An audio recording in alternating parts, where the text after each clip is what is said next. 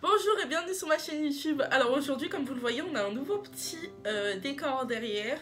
J'ai oublié comment on dit les décors à l'arrière, un arrière-plan, je sais plus. Bon, on a un nouveau truc derrière. C'est parce que j'ai déplacé l'endroit où se trouvait mon bureau, donc forcément maintenant c'est comme ça. Ce sera beaucoup plus joli quand du coup cette bibliothèque-là sera remplie, étant donné que celle-ci est finie et que j'ai décidé en fait dans celle-ci de mettre les poches, les mangas en haut, les Robin Hood et en bas les BD. Et du coup, je voulais vous présenter un petit peu mon arrière-plan. Mais aujourd'hui, on se retrouve pas pour ça. On se retrouve pour mon update lecture du mois de février. Je n'ai pas beaucoup lu au mois de février, honnêtement. J'ai beaucoup lu. J'ai lu 4 livres. J'ai lu 1281 pages en un mois. Ce qui est relativement moyen, on va dire. Mais c'est déjà ça de lu. Oh, pardon. Mais le fait est que j'ai lu quand même des pavés. Donc j'ai 3 livres physiques à vous présenter et un e-book. La première lecture que j'ai terminée au mois de février, ça a été L'Assassin Royal, le tome 1, L'Apprenti Assassin de Robin Hood. Et en fait, c'est un intégral des 3 premiers tomes. Ce qui fait que j'ai lu également L'Assassin du Roi, donc le deuxième tome, ce mois-ci. Donc je vais vous parler d'abord du tome 1, ensuite on passera à l'autre et je vais vous reparler du tome 2 après. Pour l'Assassin Royal, en fait, on entre vraiment dans un monde épique. On va suivre en fait Fitz, qui est un jeune garçon qui est le bâtard d'un prince et d'une dame qu'on ne connaît pas, d'un prince régent. Donc c'est celui qui est censé accéder au trône après la mort du roi, donc c'est l'aîné. Et on va suivre un peu sa vie de bâtard qui ne sont pas du tout respectés. Ça fait un peu comme dans Game of Thrones où vraiment les bâtards c'est de la merde au niveau du royaume. Les gens sont exécrables avec lui, pourtant ce n'est qu'un enfant. Il le voit aussi comme... Au début, quand l'enfant est amené, parce que l'enfant est amené par un paysan au château, et au début, quand l'enfant est amené au château, il le voit un peu comme une bête de foire, en mode oh c'est lui le fils de tatata, le fils de tatata. Et on va suivre en fait son histoire au sein du château, dans un monde de fantasy. Donc c'est un fantasy adulte, c'est le premier que je lis en fantasy adulte, le premier livre fantasy adulte de ma vie. Et honnêtement, j'ai adoré, j'ai vraiment adoré. J'ai surkiffé. Quand il arrive au château, il va être sous la protection d'un maître d'écurie qui a un caractère assez brut. Et on va suivre un petit peu tout ça. J'ai adoré le maître d'écurie. Mon personnage préféré, pour ceux qui connaissent, reste le fou, qui est le fou du roi. Et je l'ai trouvé incroyable, vraiment, je l'ai trouvé superbe. Et je peux que vous le conseiller, c'est vraiment un monde hyper bien construit. J'ai noté que c'était aussi l'une des premières fois que je lisais, enfin l'une des premières fois, j'en ai déjà lu, mais c'est rare que je lise des livres du point de vue d'un garçon. Alors c'est pas volontaire, avant ça l'était du coup, avant je voulais absolument que ce soit une fille qui raconte l'histoire parce que j'étais une fille, c'est bizarre, mais là je voulais le noter, le dire, mais j'ai beaucoup aimé. J'ai vraiment beaucoup aimé. Les personnages ont tous un caractère extrêmement bien détaillé.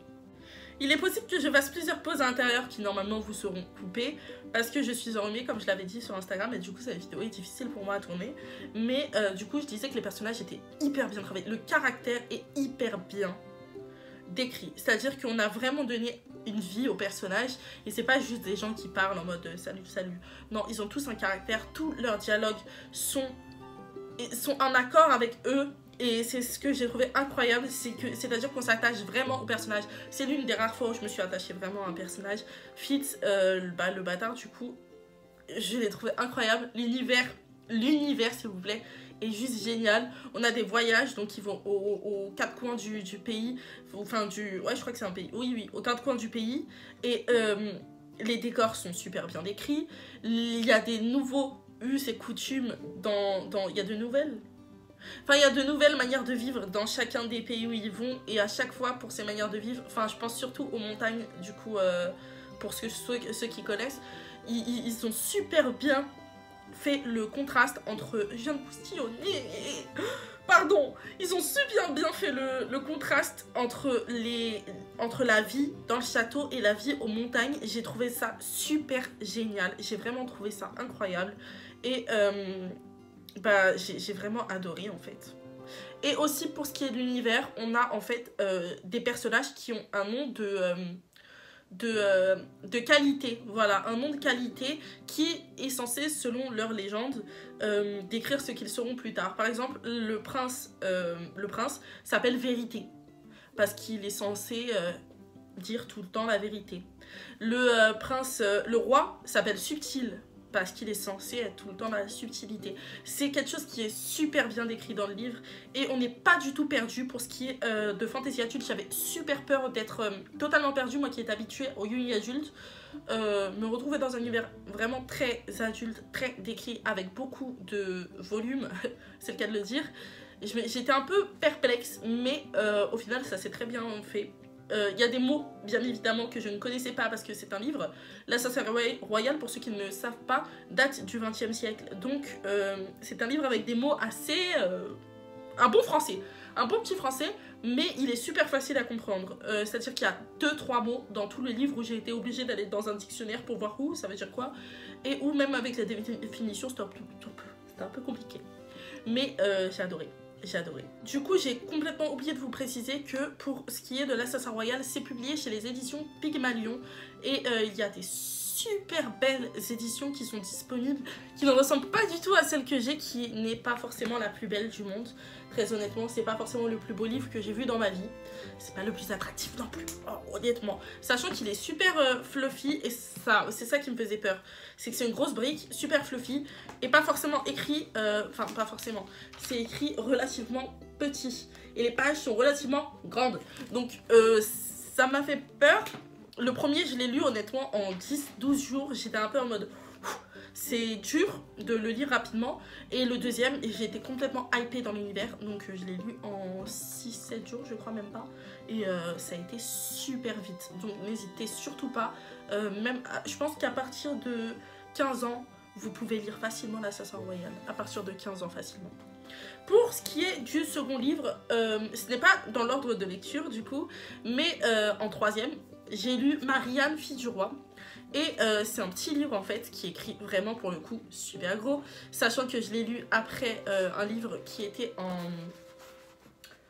Voilà, ça donne ça, c'est écrit vraiment très gros. Je l'ai lu après un livre qui était en e-book. Donc j'avais super mal aux yeux, j'avais pas envie de prendre un truc qui était super compliqué. J'ai choisi ça. Et c'était... Bah voilà, je l'ai lu en une journée. Et je l'ai lu... Non, je l'ai commencé, je crois que j'avais lu 30 pages la veille, un truc comme ça, 40 pages peut-être. Et le lendemain, je l'ai fini.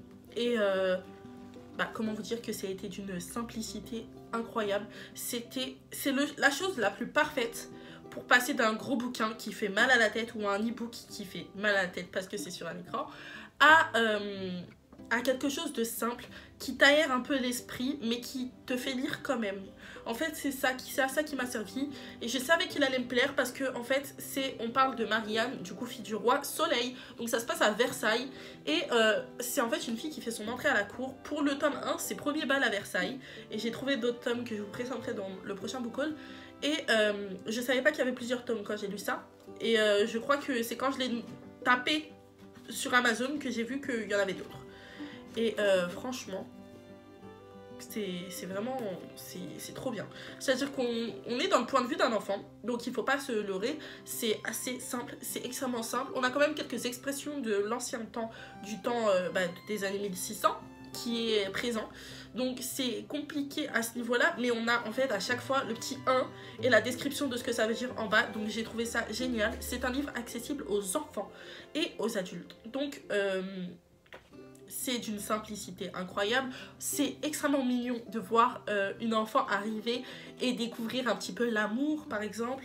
Ne pas comprendre les attitudes subtiles des adultes et se comporter comme une enfant au milieu des adultes. Ne pas comprendre ce qui se passe, l'ampleur de certaines situations. Voir un peu l'attachement qu'elle a pour son papa. La découverte aussi du fait que c'est son papa, parce qu'à l'époque, c'était plus compliqué de mémoire je crois que c'était pas simple de savoir qu'on était la fille du roi ou le fils d'un roi avant d'arriver à un certain âge. Et c'est très bien décrit à l'intérieur de ça. Elle nous fait une magnifique visite de Versailles également. On a les caractères des personnages qui sont assez bien décrits pour le coup. Et on a la Madame de Montespan qui est extrêmement bien subtile. Donc j'ai extrêmement aimé, j'ai beaucoup aimé. Donc n'hésitez surtout pas à vous le procurer. C'est une lecture simple, efficace, qui fait pas mal au crâne, honnêtement, et j'ai adoré. Alors on passe au e-book en question que j'ai lu juste avant Marianne, fille du roi. C'est extrêmement compliqué pour moi de vous en parler parce que j'ai beaucoup... C'était un service presse, déjà on va commencer par ça. Je vous le mets ici si je pense, mais je vais y penser, je vous le mets ici. Et il s'appelle du coup Destin croisé de Anne-Sophie Henniker. Et j'ai oublié de vous dire que, pardon, Marianne, fille du roi, c'est de Anne-Marie Despladuc et c'est publié chez les éditions Flammarion. Donc pour Destin croisé, j'ai aucune idée. Je crois que c'est publié chez les éditions G d'encre, je crois. Mais honnêtement, c'est pas le meilleur livre que j'ai lu dans ma vie. C'était bien. C'est-à-dire que j'ai eu... c'est assez simple, c'est vraiment très enfantin. Mais encore une fois, j'ai eu ce truc où je me suis dit, attendez... ils nous disent, dans le livre, l'autrice nous dit que c'est au lycée. Entre Marianne, fille du roi, qui est une enfant de 10 ans, et Destin croisé, j'ai pas vu grand-chose qui différait. C'est ça mon problème dans ce livre, en fait. C'est que c'est écrit avec une simplicité infantile, qui est extrêmement... Enfin, infantile, qui est extrêmement... trop simple, peut-être, et qui n'est pas forcément... extrêmement bien décrit, c'est-à-dire qu'on passe à des événements gros en fait, on a des choses qui sont beaucoup trop grosses dans le livre parce que ça parle en fait d'une fille, ça parle d'ange déchu, et on a ce concept de ange et démon, etc. qui est trop gros, c'est-à-dire que pour un livre qui n'a pas beaucoup de descriptions bien décrites, c'est trop gros. C'est-à-dire qu'on va avoir des épreuves, par exemple, à un moment donné. L'épreuve dure 1 page ou 2 pages ou 3 pages, grand max. Mais c'est pas normal qu'une épreuve qui est censée jouer un rôle important dans l'histoire globale puisse faire 3 pages. On est censé allonger une épreuve minimum 10 pages. Vous voyez, c'est pas assez décrit, il n'y a pas assez de détails, ça va trop vite, et c'est pas dans le bon sens du terme. J'ai trouvé des points positifs à ce livre, c'est-à-dire que c'est quand même extrêmement agréable à lire, parce que ça va vite, mais les points négatifs priment un peu pour moi. C'est ça mon souci. Après, j'ai aussi dit à l'autrice que du coup c'était un peu trop au niveau des dialogues soutenus, et elle m'a dit que c'était la maison d'édition qui avait fait en sorte que son livre devienne plus soutenu, alors que moi je pense que c'était le truc à ne pas faire, parce que déjà que on est dans ça contraste complètement avec le reste, c'est-à-dire que tout le reste est écrit en mode enfantin.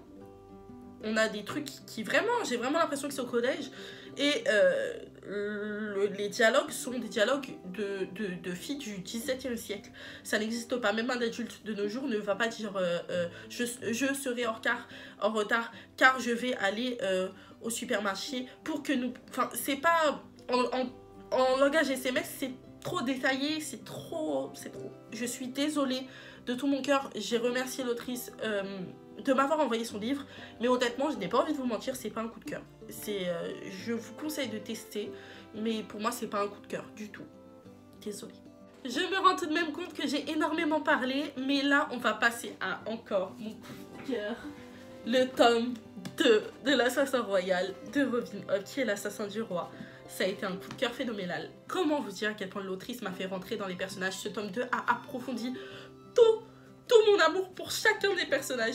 On a eu plus de choses par rapport à une certaine magie, parce qu'il y a également de la magie dans les livres. On a eu plus d'informations sur cette magie, on a eu plus d'informations sur chacun des personnages, on a eu plus de... Bon, on sait ce qui leur est arrivé aussi, parce que la fin du 1, je ne vous spoilerai pas. Mais la fin du 1 est assez... C'est pas un cliffhanger, c'est absolument pas un cliffhanger, mais ça laisse à... On a envie de savoir comment ça va se passer la suite, en fait, tout simplement. On a envie de savoir qu'est-ce qu'elle va nous sortir, encore cette autrice. Et j'ai adoré.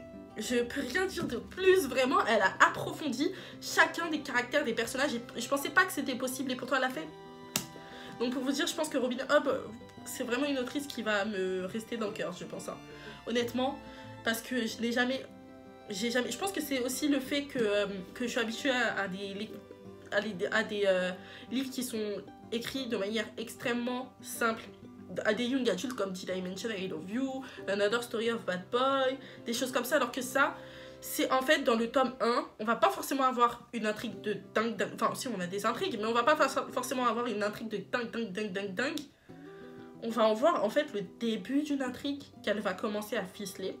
Dans le tome 2, on va approfondir, on commence à comprendre où on va aller.